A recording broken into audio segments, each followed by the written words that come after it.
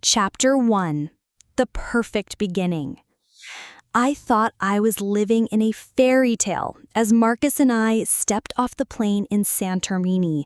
The Aegean breeze carried the scent of salt and jasmine, and the whitewashed buildings cascaded down the cliffs like a watercolor painting come to life. This was supposed to be the beginning of our forever, our honeymoon in paradise, after the most beautiful wedding 3 days ago. Marcus squeezed my hand as we walked toward our villa, his dark eyes sparkling with what I thought was pure joy. "Sarah, you're going to love what I've planned for us here," he whispered, pressing a kiss to my temple. The cobblestone path beneath our feet seemed to shimmer in the afternoon sun, and I felt like the luckiest woman alive. Our villa overlooked the famous caldera, with its infinity pool seeming to spill directly into the endless blue horizon. I stood on the terrace, my white sundress flowing in the wind, and watched the sun begin to descend toward the water. This was everything I dreamed of since we got engaged 8 months ago. But as I unpacked our suitcases, I noticed Marcus on the phone, speaking in hushed tones on the balcony. His back was rigid, his free hand clenched into a fist. When he caught me watching, he quickly ended the call and forced that familiar smile, the one that had made me fall in love with him 2 years ago. "Everything okay?" I asked, wrapping my arms around his waist from behind. "Perfect, darling. Just confirming our dinner reservation for tomorrow night." He turned in my arms, but something flickered behind his eyes, something that made my stomach flutter with unease. "You're going to meet someone very special to me." I should have asked more questions. I should have pressed him when his hands trembled slightly as he held me. Instead, I let myself get lost in his kiss and the promise of our new life together, completely unaware that my world was about to shatter into 1,000 pieces on the volcanic rocks below. Chapter 2.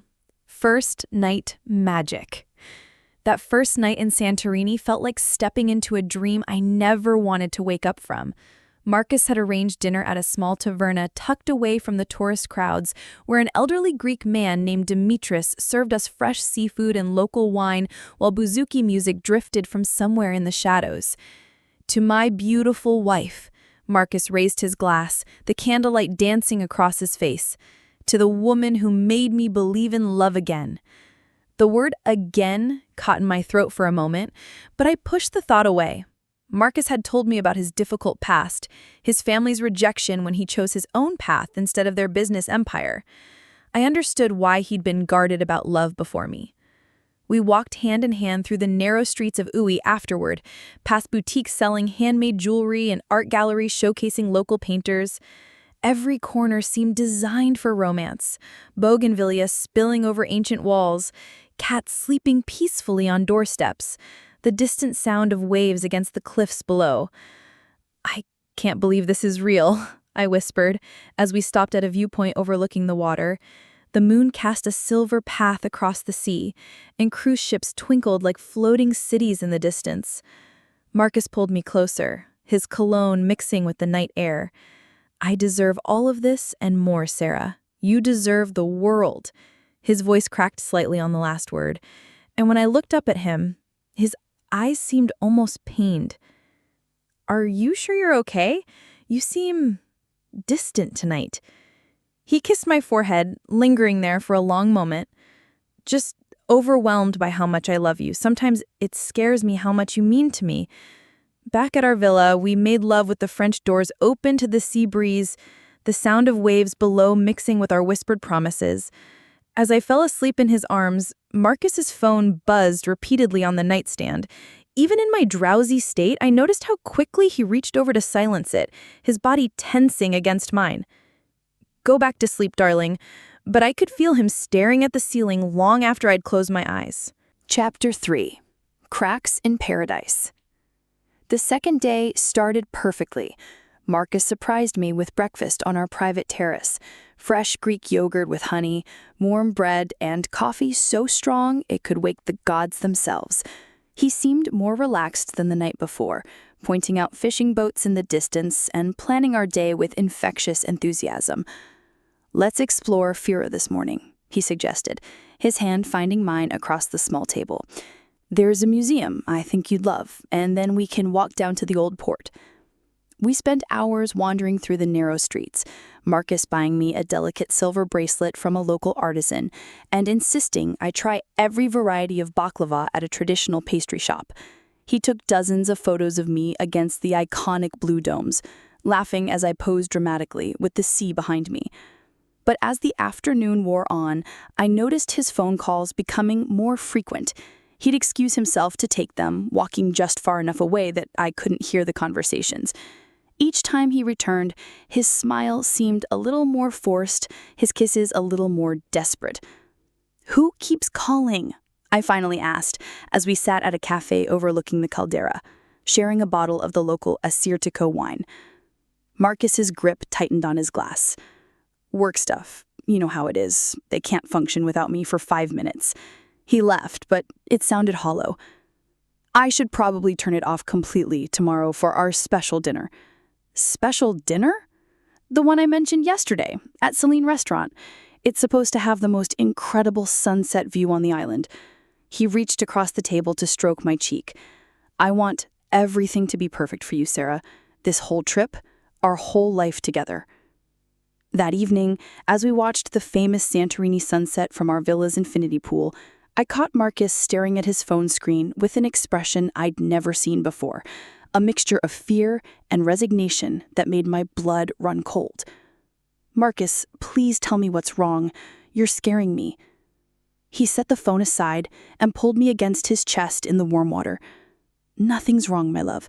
I'm trying to figure out how to make tomorrow night as special as you deserve. You mean everything to me, Sarah. Please, remember that no matter what." His words should have been romantic, but they felt like a warning. Chapter 4. The Phone Call. I woke up alone on our third morning in Santorini. Marcus's side of the bed was cold, and I could hear his voice carrying from the terrace, not the hushed tones of the past 2 days, but actual conversation. My heart hammered as I slipped on his discarded shirt and crept closer to the French doors. I know. Yes, she's here with me. No, Lucia, I haven't told her yet. Tonight, I promise. Please, just trust me on this. Lucia. The name hit me like a physical blow.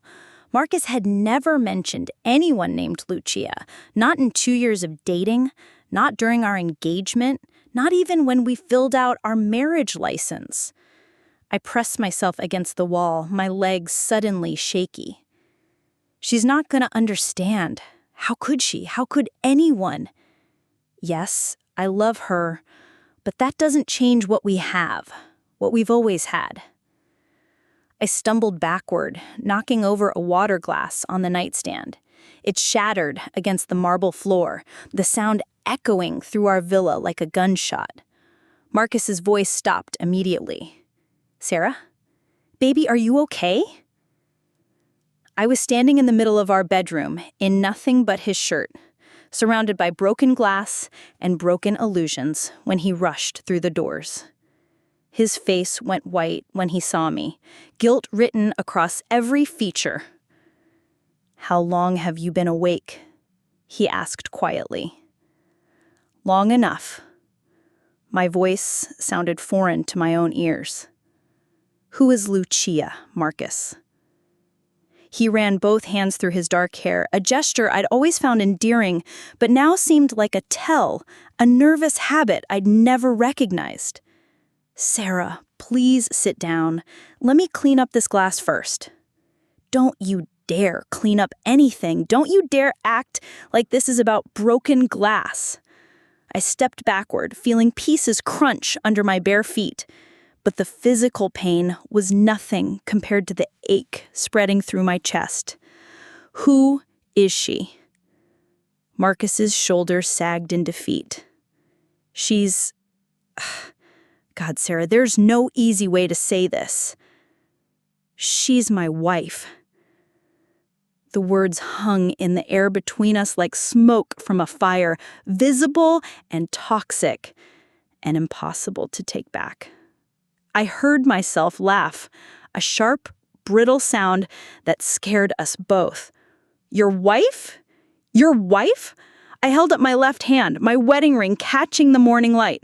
What am I, then? What is this? You're my wife, too. Chapter 5. The Truth Unfolds.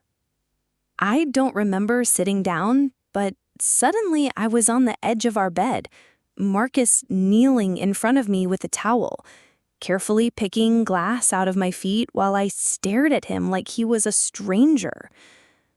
How long? My voice came out as a whisper.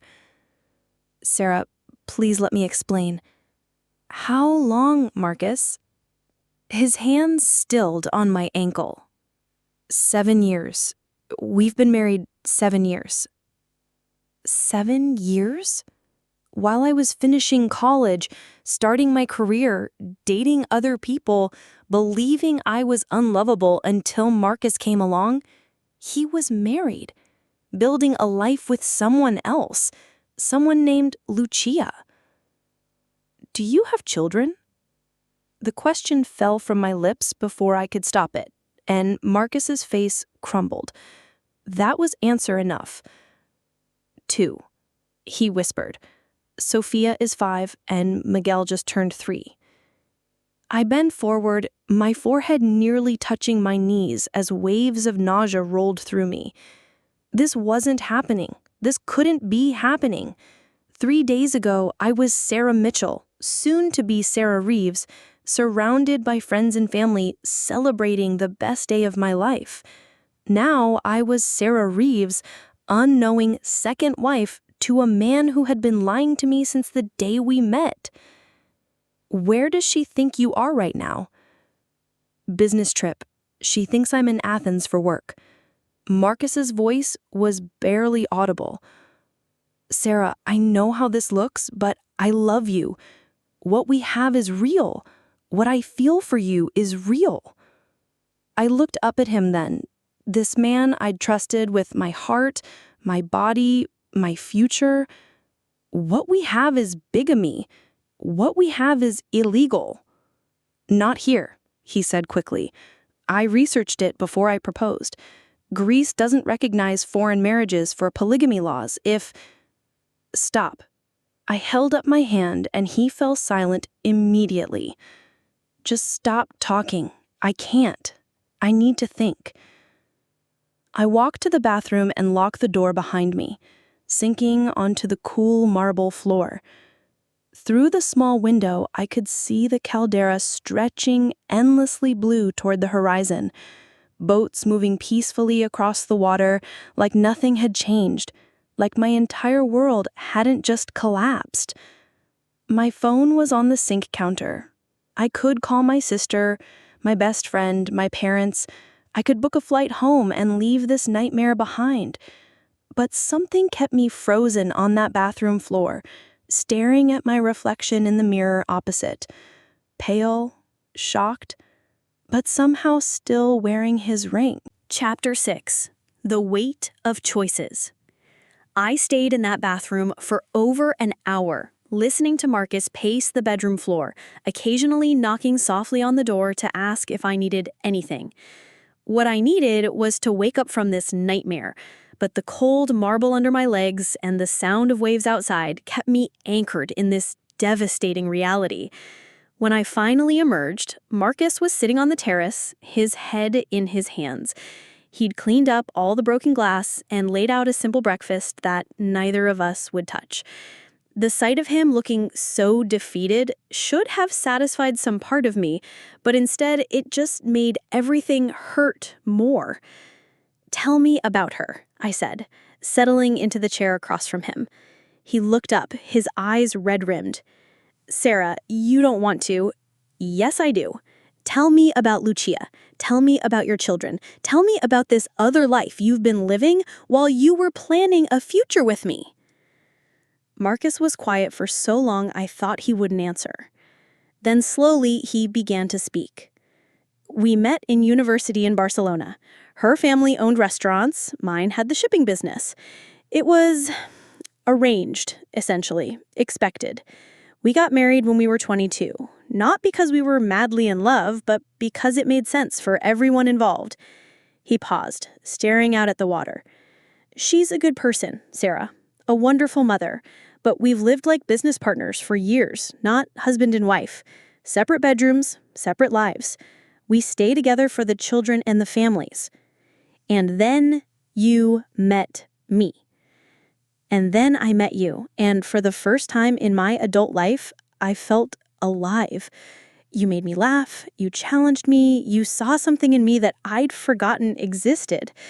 His voice cracked. I know I should have told you from the beginning, but I was terrified of losing you.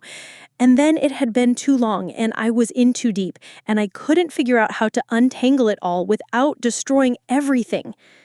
I wanted to throw something at him. I wanted to scream and rage and make him hurt the way I was hurting. Instead, I found myself asking, does she know about me? She knows I travel for work. She knows I've been distant lately. But no, she doesn't know about you specifically. He leaned forward, his hands reaching toward me before stopping short. She doesn't know I married you. So what was the plan, Marcus? Keep 2 wives in 2 different countries for the rest of your life? Show up here for romantic getaways while she raises your children alone? I don't know, he admitted, and the honesty in his voice was somehow worse than any lie could have been. I just knew I couldn't lose you. Chapter 7. The Dinner Invitation. The rest of that day passed in a strange, suspended silence. Marcus canceled our planned excursion to the Red Beach, and we moved around each other in the villa like ghosts, occasionally brushing fingers when we reached for the same thing, then pulling back as if burned. I spent hours on the terrace, staring at the cruise ships moving across the horizon, and wondering if I could somehow get on one and disappear entirely. The ring on my finger felt like it weighed 1,000 pounds, but I couldn't bring myself to take it off. Not yet. As afternoon faded toward evening, Marcus approached me carefully, like I was a wild animal that might bolt. Sarah, about tonight. You still want to go to dinner after everything you just told me? He sat down on the edge of the lounge chair next to mine, close enough to touch, but careful not to. The reservation is for 3 people. Lucia is coming. I sat up so fast I nearly fell off the chair. Excuse me? She flew in this afternoon. She's staying at a hotel in Fira. Marcus's hands were shaking as he spoke. She wanted to meet you. She wanted to meet me? I was on my feet now, pacing to the edge of the terrace where the infinity pool seemed to drop off into nothing. She knows about me? I called her this morning, after our conversation. I told her everything. He stood up too, but kept his distance. She said she'd suspected for months that there was someone else. She wants to talk to both of us together. This is insane. This is absolutely insane. I gripped the terrace railing so hard my knuckles went white. What kind of woman wants to have dinner with her husband's second wife? A woman who's tired of living a lie too. Something in his tone made me turn around. Marcus looked older than he had that morning, lines etched around his eyes that I'd never noticed before. What does that mean? It means Lucia and I have been having this conversation for years, about what we really want, about whether we're doing more harm than good by staying together for everyone else's sake. He took a tentative step closer. Meeting you, falling in love with you, it forced everything to the surface. I stared at him, trying to process what he was telling me. So this dinner is what, exactly? A negotiation? A confrontation? A bizarre polyamorous meet and greet? I don't know, he said again, and I was beginning to hate those 3 words. But she flew all the way here, Sarah. She could have served me with divorce papers, called your family, reported me to the authorities. Instead, she bought a plane ticket to Santorini and asked to meet the woman I love. The woman I love. Even now, even after everything, those words made my heart skip. Chapter 8. Preparing for the Unknown. I stood in front of the bathroom mirror for 20 minutes, trying to decide what one wears to meet their husband's first wife. The irony wasn't lost on me that I was getting ready for possibly the most important dinner of my life in a villa paid for with money that probably came from Lucia's family business. Marcus had left to shower in the guest bathroom, giving me space to process what was about to happen. Part of me still couldn't believe I was going through with this. Every rational thought in my head screamed at me to pack my bags and head to the airport, to put as much distance as possible between myself and this impossible situation. But something kept me rooted in place. Maybe curiosity, maybe stubbornness, maybe the pathetic hope that somehow this would all make sense when I looked into Lucia's eyes. I chose a simple navy dress, one that Marcus had complimented before, but that wouldn't seem like I was trying too hard to impress his other wife. The absurdity of that thought made me laugh out loud, a sharp sound that echoed off the marble walls. When I emerged from the bedroom, Marcus was waiting on the terrace in a white linen shirt and dark pants, the same outfit he'd worn to our rehearsal dinner just a week ago. The similarity made my chest tight. "You look beautiful," he said softly. "Don't." I held up my hand. "Just don't right now." We rode to Fira in silence, the taxi winding along the cliff road as the sun began its descent toward the horizon. Other couples pointed excitedly at the view, cameras clicking, hands intertwined. I watched them through the window and felt like I was observing an alien species. People who trusted their partners. People whose marriages meant what they thought they meant. Celine Restaurant sat perched on the edge of the caldera, its terrace offering unobstructed views of the famous Santorini sunset. White tablecloths fluttered in the evening breeze, and servers moved between tables with bottles of local wine and plates of fresh seafood. It should have been romantic. It should have been the perfect honeymoon dinner. Instead, it felt like walking toward my own execution. "She's probably already here," Marcus said as we approached the hostess stand. His voice was carefully neutral, but I could see the tension in his shoulders, the way his jaw clenched and unclenched. "Table for Reeves?" asked the hostess with a bright smile. "Yes, but we're expecting a third." "Your other guest is already seated," she said, leading us through the restaurant toward a corner table with the best view of the water. And there she was. Chapter 9. Face to Face. Lucia was nothing like I'd imagined. I'd spent the taxi ride picturing someone glamorous and intimidating, a Mediterranean beauty who would make me feel small and insignificant. Instead, the woman who stood up from our table looked remarkably normal. She was shorter than me, with shoulder-length dark hair streaked with early gray, wearing a simple black dress and no jewelry except a thin gold wedding band.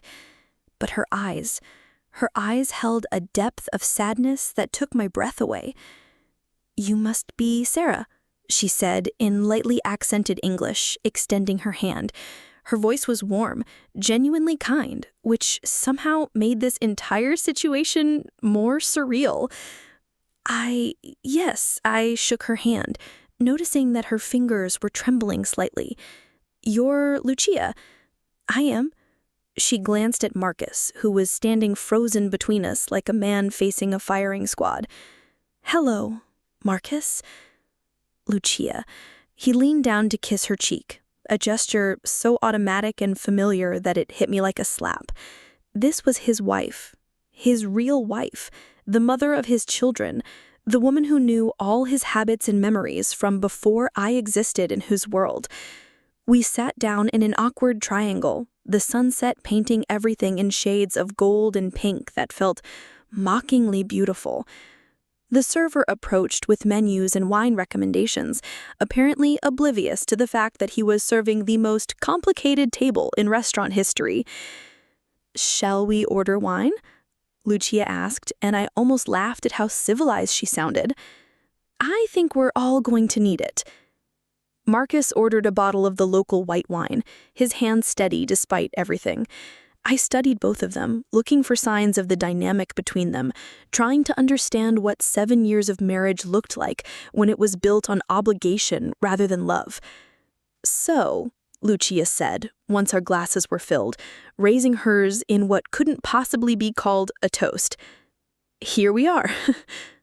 "Here we are," I echoed, taking a large sip of wine that burned all the way down. Lucia turned to me with an expression I couldn't quite read. "I have to say, you're exactly what I expected." "What does that mean?"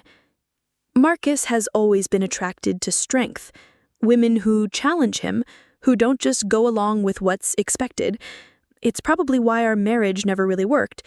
I was too young, too willing to be what everyone else wanted me to be."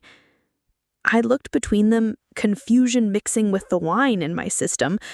"I don't understand what's happening here." Lucia smiled then, the first genuine expression I'd seen from her. "Neither do I, honestly, but I figured it was time we all stopped pretending." Chapter 10. The Real Truth.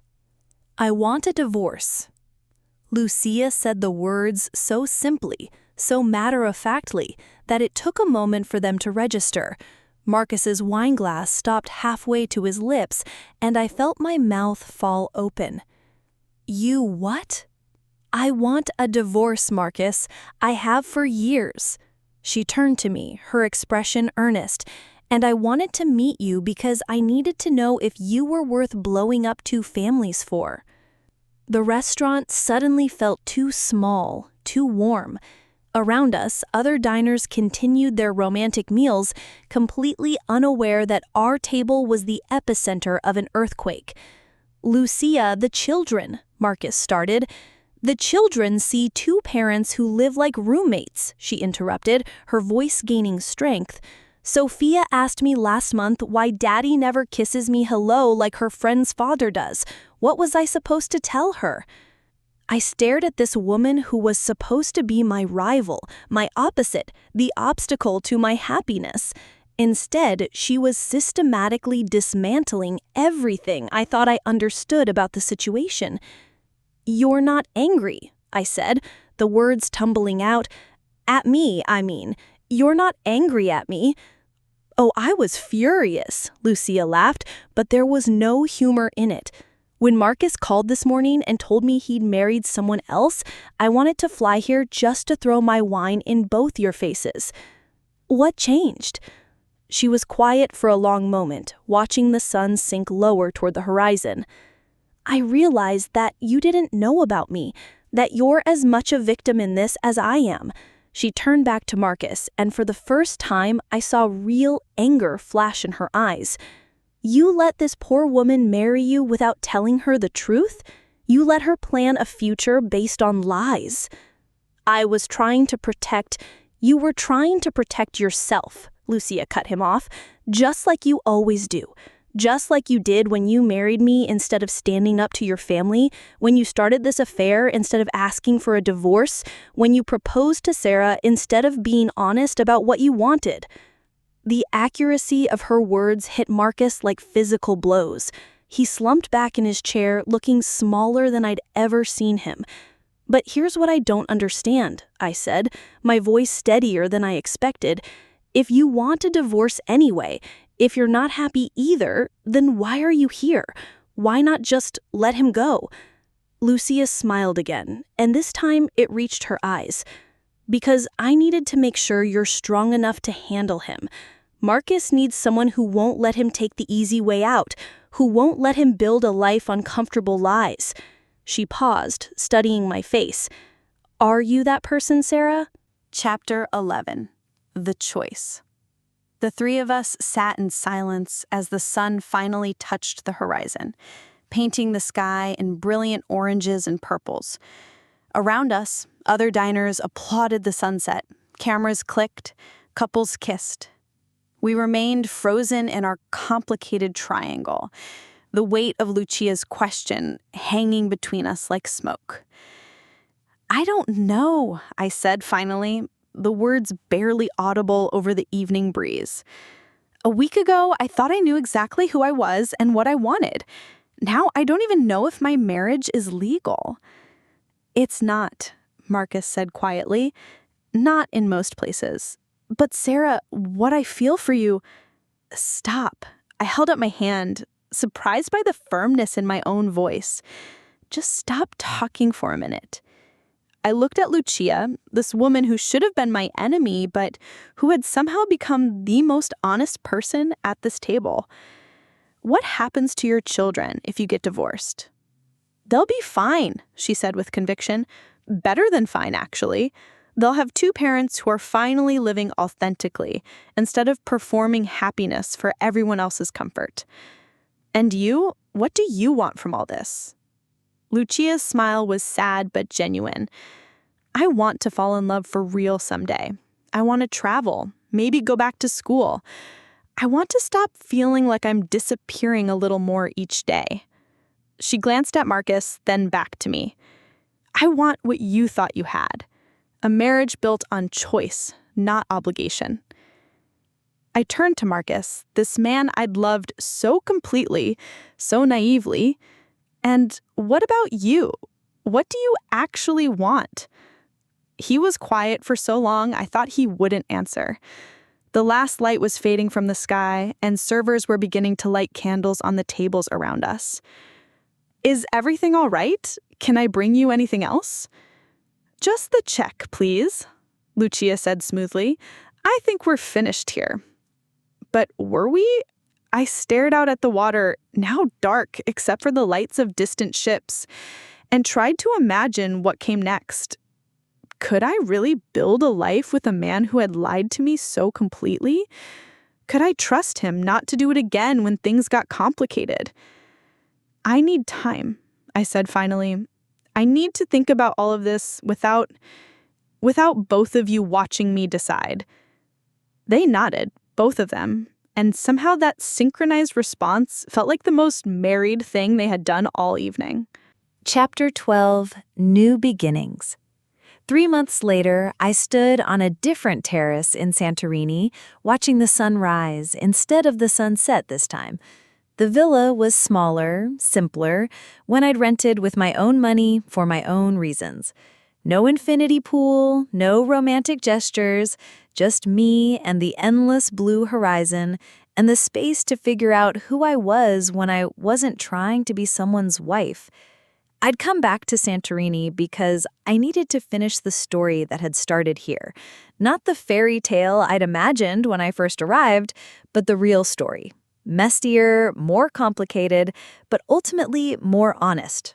Marcus had returned to Barcelona to begin divorce proceedings with Lucia. True to her word, she'd been gracious about the entire process, even helping him figure out how to tell their children the truth in a way they could understand. According to his emails, we'd been corresponding, carefully, honestly, trying to rebuild something from the wreckage of our lies. Sophia had taken it better than anyone expected. "Does this mean you can be happy now, Papa?" she'd apparently asked him.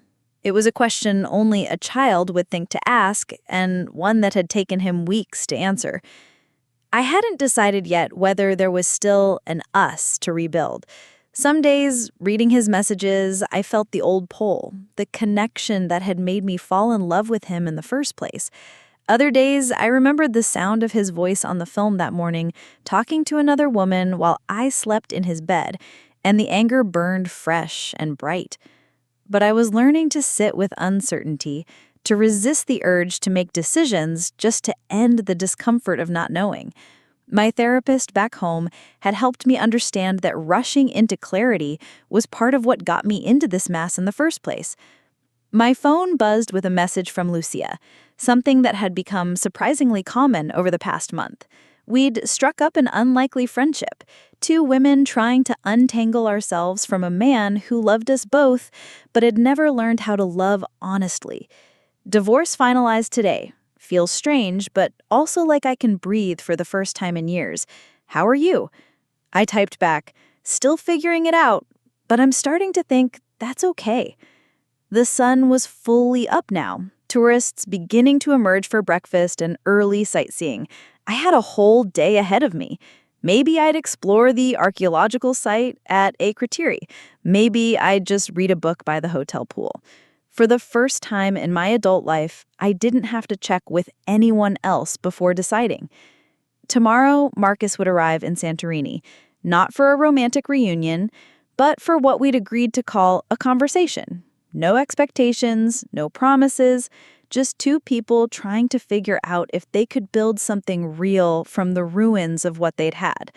The ring Marcus had given me was tucked away in my jewelry box back home. Whether it would ever find its way back to my finger remains to be seen. But for now, I was learning to love the lightness of my bare hand, the freedom in not knowing how my story would end.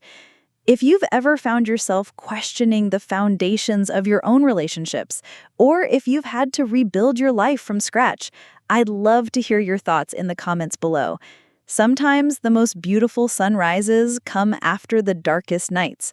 Like and subscribe for more stories about finding yourself in the most unexpected places.